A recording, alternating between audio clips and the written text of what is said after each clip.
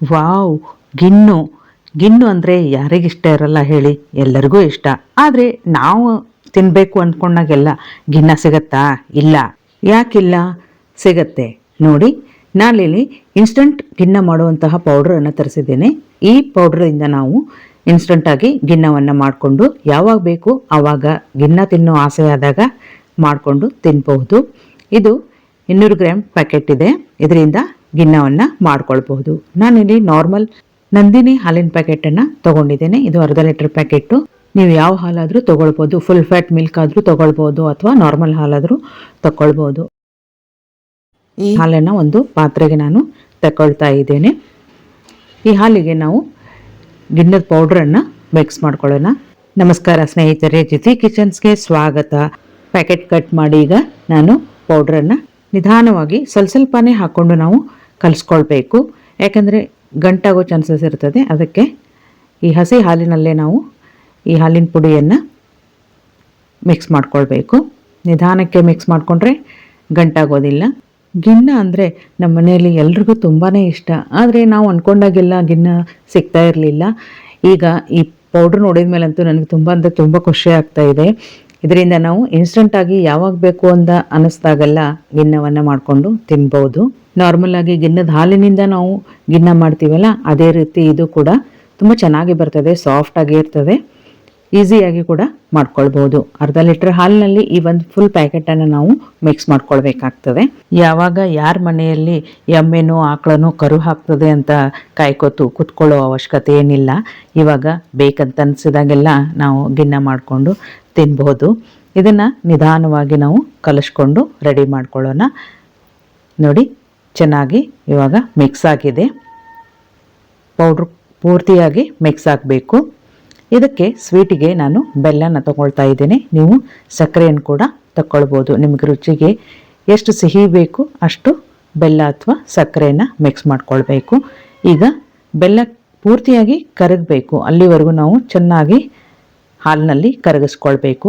ನಂತರ ಯಾವ ಪಾತ್ರೆಯಲ್ಲಿ ನಾವು ಗಿಣ್ಣ ಮಾಡೋದಕ್ಕೆ ಇಡ್ತಾ ಇದ್ದೀವೋ ಆ ಪಾತ್ರೆಗೆ ನಾನು ಹಾಲನ್ನು ಶಿಫ್ಟ್ ಮಾಡ್ಕೊಳ್ತಾ ಇದ್ದೇನೆ.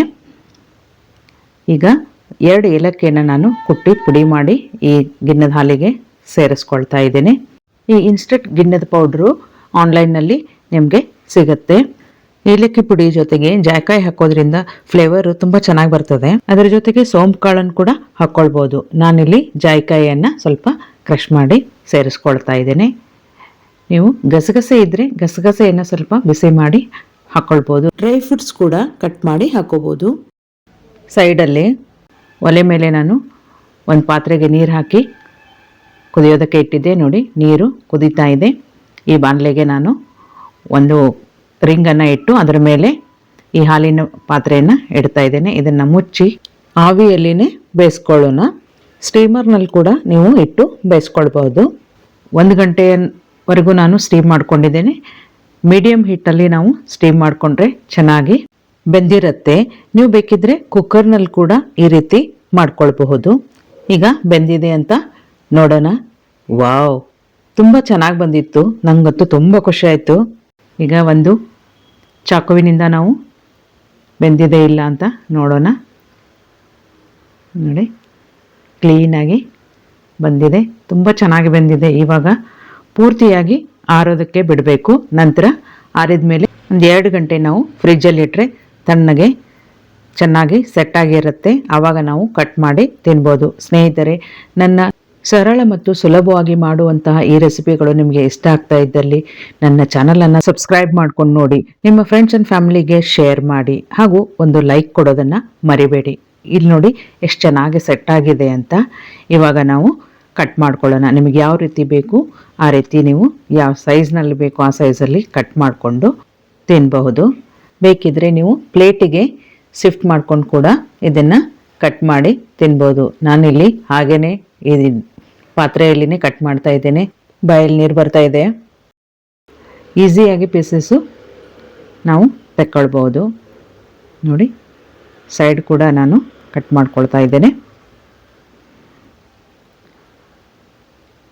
ಎಷ್ಟು ಸಾಫ್ಟಾಗಿ ಬಂದಿದೆ ನೋಡಿ. ವಾವ್, ತುಂಬ ರುಚಿಯಾಗಿತ್ತು.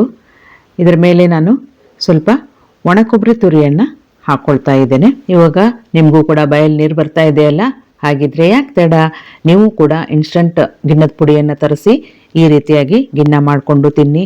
ತುಂಬ ಅಂದರೆ ತುಂಬ ರುಚಿಯಾಗಿ ಇರ್ತದೆ. ಇದೇ ರೀತಿಯಾದ ಸರಳ ಮತ್ತು ಸುಲಭವಾಗಿ ಮಾಡುವಂತಹ ಅಡಿಗೆಯನ್ನು ಮುಂದಿನ ವಿಡಿಯೋದಲ್ಲಿ ಮತ್ತೆ ತರ್ತೇನೆ. ಅಲ್ಲಿವರೆಗೂ ನಗ್ತಾ ಇರಿ, ಚೆನ್ನಾಗಿರಿ. ಧನ್ಯವಾದಗಳು.